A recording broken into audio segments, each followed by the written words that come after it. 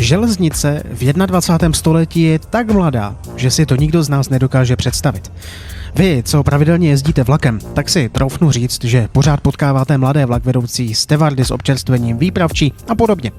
Já tady jsem od toho, abych vám blíže přiblížil svět mladých pracovníků na železnici, ale i těch, kteří se o železnici zajímají a v budoucnu by se tímto směrem chtěli ubírat.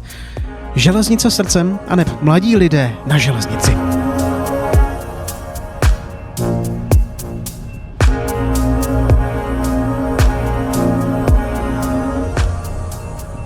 Tak a teď mám tady na druhé straně, protože teď ten rozhovor děláme na dálku, tak když tak se předem omlouvám za nějakou jinou kvalitu, ale mám na druhé straně jednoho strojvedoucího, dokonce Slováka.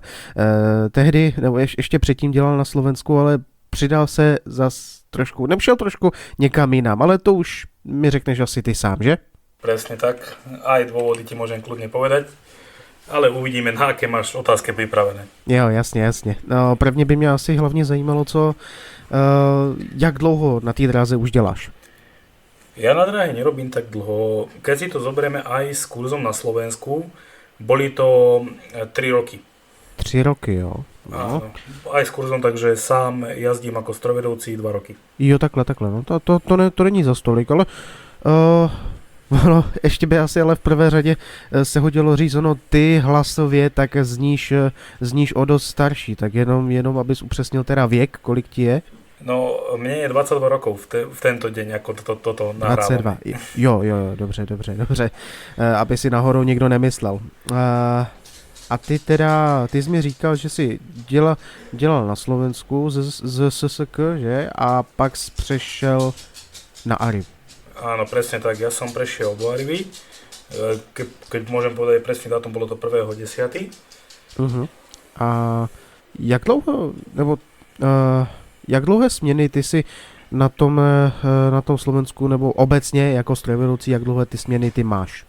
No, ako strojvedoucí, alebo aj ako ručňovodič na Slovensku, tak ja som mával od 8 hodín až do 13 hodín, čo je zákonný limit.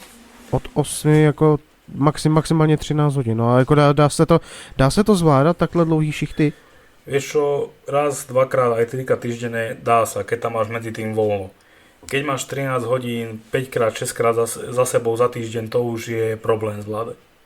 A to vstávání ti nějak vadí, nebo zvykl jsi na to? Vieš čo, ja si na to zvykám, tak by som povedal mesiac od mesiaca. Měsíc od měsíce, počká, ty to myslíš? Ja by som to aj špecifikoval, že proste jeden mesiac mi to vôbec nevadí, vstanem pekne na budík, všetko v poriadku a druhý mesiac je problém vstať na 10 budíkov. Jo, takhle, aha. Prostě jako někdy si to tělo řekne jako, že prostě naprosto v pohodě, nevadí ti to a pak jeden měsíc, ježišmarja, proč musím vstávat, no. No buď alebo nestane vôbec a plus mi len volá strojmajster alebo vedúci nejaký, že prečo nie som v robote. Jo. Čož je ten horší prípad, by som povedal. No, to jednoznačně, to nikdo nechce zažít. Mně se to stalo třeba už vlastně dvakrát nebo možná i 3krát, že jsem do práce zaspal. Ale nikdo mi naštěstí nikdy takhle nemusel volat. To je jediný pozitivum. No, mě raz volali na odchode vlaku, takže... Aha. Co tě na té práci strojvedoucího nejvíc baví? Baví, vieš čo, mňa osobne baví tá príroda, ktorú vidíš okolo seba. Čo už sa týka aj západy, východy slnka, to je najkrajšie na tej robote. Jak se krásně ta krajina mění, že vlastně? Áno, presne tak. Je to úplně... Dokážu si to představit. A naopak, co by tě tak nejvíc štvalo? Co tě nejvíc štve? Vieš čo, poruchy. Ale to štve asi každého, či už ideš ako cestujúci, alebo ako aj dispečer, hej, je to jedno. Jo. Proste, ale ty ako strojvedoucí, tie poruchy musíš aj riešiť. Jasně, no. A kolikrát jsou ty poruchy jako neskutečnýho rázu, že trvá... No to áno. Trvá to hrozně dlouho, než je kolikrát vyřešíš. To áno. A hlavne, keď už ti mašina proste nejaká systémová chyba, ktorú proste na mieste nevyriešiš a môžeš robiť, čo len chceš. No právě, jako ta mašina se postaví na hlavu a nic s tím neuděláš. Asi tak. Presne tak. Pokud, ty se asi moc jako ve své práci s těma lidma nesetkáváš jako s cestující veřejností maximálně, protože ty jsi že jo, zavřený na té mašině sám, nebo případně, když jsi na nějaký jednotce, kde vstupuješ na stanoviště skrze prostor pro cestující, tak ale jací k tobě ti lidi většinou jsou, když už tě teda viděj? Vieš čo, ja by som povedal, že záleží to od veku. Lebo pri starších ľuďoch, ktorí sú už fakt 60, 70, 80 rokov a vyššie, kľudne, už aj takého som zažil, tak majú ku tebe ako k ručnému vodičovi alebo strojvedúcimu rešpekt. Vieš? Lebo sú tak proste naučení, že ty si tá autorita. Tí mladí, ty si ani nevšimnú, že stojíš pri tej mašine alebo že im dačo hovoríš.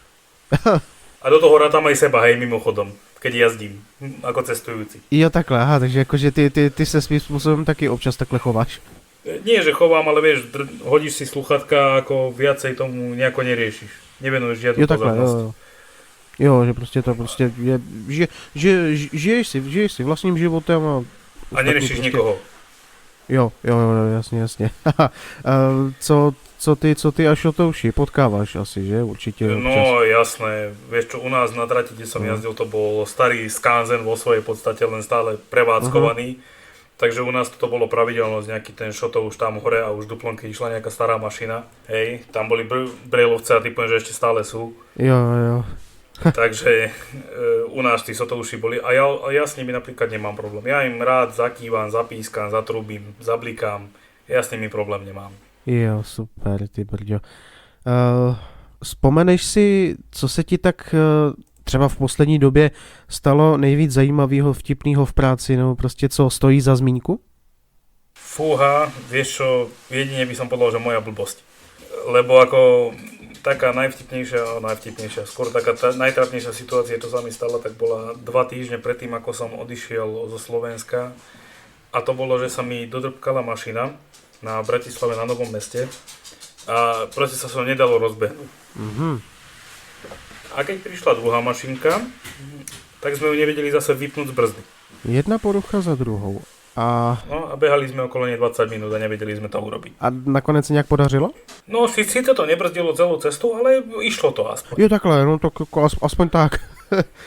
že to neskočilo. Kým to išlo, bolo to dobré. jo, jakmile to přestalo, je to blbý. Jaký máš ty osobně názor na modernizaci, to říká blbě, jako co se týče Slovenska, na modernizaci železnice? Ako záleží, ktorú tú modernizáciu berieš. Ak ho berieme v Česku, tak tam je, zase bavíme hlavne o ETCS. Jo. Hej? Jo. Čož ja poviem napríklad aj na trati, kde som začal jazdiť a to je trať Bylnice Horní Lídeč. Hej? A ďalej, teda Horní Lídeč až Vsetín. Jo. Takže tam, no ja si myslím, že ETCS je super vec, ktorú by mali mať všetky trate, kde sú len. Hej? A čo sa týka na Slovensku, ako si ty hovoril, no tam sa o modernizácii moc hovoriť nedá. Ale je dobré, že to modernizujú. Lebo tie trate niektoré sú v katastrofálnom stave a že sa po nich až jazdí nedá, alebo je to nebezpečné, čo sme mohli dokonca aj nedávno vidieť. No jasně, to rozumím teďkom vlastně. Ty myslím teďkom narážíš asi na tu nehodu, že tam? Nebo... Áno, presne tak, nehoda Jabloňov na Turnou Rožňava, presne tak. Aha, no právě. Dobře, teď jsme si řekli teda názor na modernizaci a co názor na tvýho zaměstnavatele? Vieš čo, môžem ti povedať obidva, lebo hovorím v Arrive teraz nerobím nejako dlho, ale aspoň dačo. Ja by som povedal, že ZSK má staré hodnoty, vieš? A to takisto, aspoň čo počúvam, má aj ČD. A mne na tom vadia tie staré hodnoty. Jo, v svojej podstate sa cítiš, ako keby si bol stále v komunizme a tam ti rozkazuje 50 ľudí na tebou. Aha, rozumím. Lebo poviem to veľmi jednoducho, hej, ideš aj v českých dráhach, to máš tak, že máš pod sebou nad sebou máš strojmajstra, vedúceho prevádzky, prednostu a neviem koho ešte, vieš. Tuto v tej Arrive, aspoň čo tak vidím, tak vo svojej podstate máš nad sebou iba dispečera. Jenom jednoho človeka, jo? Hej, a potom už nad ním je ešte vedúci prevádzky a potom. Jo, takhle. Tam niečo ako strojmajster neexistuje, vieš. Aha, tak ono je to přeci jenom taky takové, není to Bůh ví jak velká společnost, že jo, takže... No ako záleží, ktorú myslíš, no. No Arrivu. No lebo Arriva je nadnárodná spoločnosť. A jo, Aj Arriva Group celá, no. tak ti má vlaky alebo aj autobusy pomaly v každej krajine Európskej únie. Jo, takhle, jo, no to vlastně jo, to je pravda. Ale keď bereme Arriva vlaky, tak vo svojej podstate áno. Je to taká, no, nemajú toľko vlakov, hej. Nemají právě, jako co se týče těch vlaků a nepotřebují tím pádem tolik lidí. Áno, a tým, že ešte oni nepoužívajú veľké súpravy, alebo poviem to veľmi jednoducho, súprava s vagónami, hej, tak oni nepotrebujú posunovačov na odvesovanie, privesovanie, posuny podobné. Jasně. O to jednodušší to potom mají vlastně. Áno, presne tak. A teď taková trošku fiktivní otázka. Dokázal by si ty představit, že by na tvém místě seděla nějaká umělá inteligence a řídila ten vlak? Vieš čo, neviem si to nielen predstaviť, ale dokonca už sa to aj stalo. Hej, sami sme to mohli vidieť, už neviem kedy to bolo, už to bolo asi dávnejšie, čo bola tá nová 810 od AŽD. Jo, tohle to, A ano. tam sme mohli vidieť tú umelú inteligenciu v praxi. To vlastně jo. Takže to už není, že či si to viem predstaviť, ale už to je dokonca existuje. No, už to dokonce vlastně je. Mně to teď úplně nedošlo. Ale zase ne, teďkom třeba zkusme, že by to, ne, že by se ten vlak řídil sám, ale že by tam nikdo neseděl, ale že by tam fakt místo tebe seděl robot. Aha. Prostě jako fyzický robot. No ako vieš čo, ja si to predstaviť viem, lebo tá robota je náročná hlavne na to, čo sa naučíš. Vieš, ja poviem presne, čo mi povedal kolega, ktorého som si zobral fakt k srdcu, a to je to, že keď nevieš niečo o mašine, No, tak spravíš si hanbu, ale nič sa vo svojej podstate nestane. Hej? Ak nevieš predpisy, tak sa zabiješ. Vieš? A tieto dve vlastne veci ti robot urobí okamžite. Hej? Lebo on vie všetko. Okamžite. A dokáže si to hneď vybrať. jo, vlastně člověk tam ušetří na tom čase, no. Áno. Vo svojej podstate ja ako ručný vodič mám na starosti to, aby som dodržoval predpis. Hej? A keď tak opravoval mašinu, a toto všetko umelá inteligencia dokáže. Alebo ten robot, hej, keď sa bavíme tak. Jasně. Doporučil bys ty za sebe tuhle práci jako strojvedoucího i dalším lidem, co se zajímají? Vieš čo, ja by som povedal, že záleží kde. A či to máš fakt rád. Aha. Lebo napríklad záleží, čo chceš. Vieš, Jo. ja napríklad som chcel ísť na elektrickú trakciu, lebo ja som iba čisto motorová trakcia. No. Jazdím iba na motorových mašinách. A ja som chcel ísť na elektrickú trakciu. Čož mi nebolo dovolené, hej, a preto ja som aj poprechádzal do spoločnosti a podobné veci. A ak chceš napríklad iba tú motorovú trakciu, tak máš proste možnosti kam ísť. To isté aj tú elektrickú. Hej, hovorím, to je presne o tom, že záleží kam ideš. A ještě na závěr, úplný závěr, nějaký vzkaz těm posluchačům, jestli bys měl, jestli ti něco napadá? Vieš čo, ja by som hodil taký dlhší, alebo no, dlhší ako dlhší. A to je, tá práca je krásna, ale vo svojom vlastnom svete. Hej, tá práca je fakt super, a keď ju máš rád. Ak ho nemáš rád, aj to platí vo svojej podstate aj na celú železnicu, tak ju robiť nemôžeš, lebo tú robotu nerobíš pre peniaze. Tak jo, tak já ti moc děkuju za krásný rozhovor a hlavně přeju, ať se daří v práci teďkom v Arrivě a ať pokud možno bez nějakých větších problémů a bez nehod. Presne tak, ďakujem a nech sa tebe darí aj v práci, aj v rádiu.